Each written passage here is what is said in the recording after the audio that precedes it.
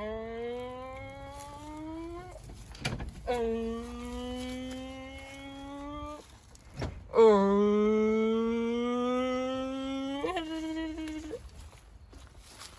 back to the Minnesota's Rest YouTube channel. Thank you for subscribing and liking. All those good things. So, let's go through. This is our 1957 210 four-door wagon.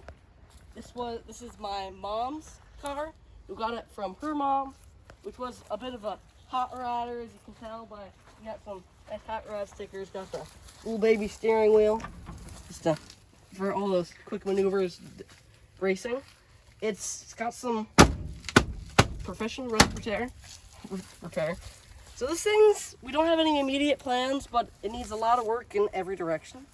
But it has the 327 3-speed, and you know, nobody can ever figure out how to steal gas out of these things because, you know, hidden. So don't tell anybody, okay? And then you got, this is just it's fine. Perfect. It's fine. It's got dents everywhere, missing some trim here and there, missing some labels, some small mouse housage in just some regions.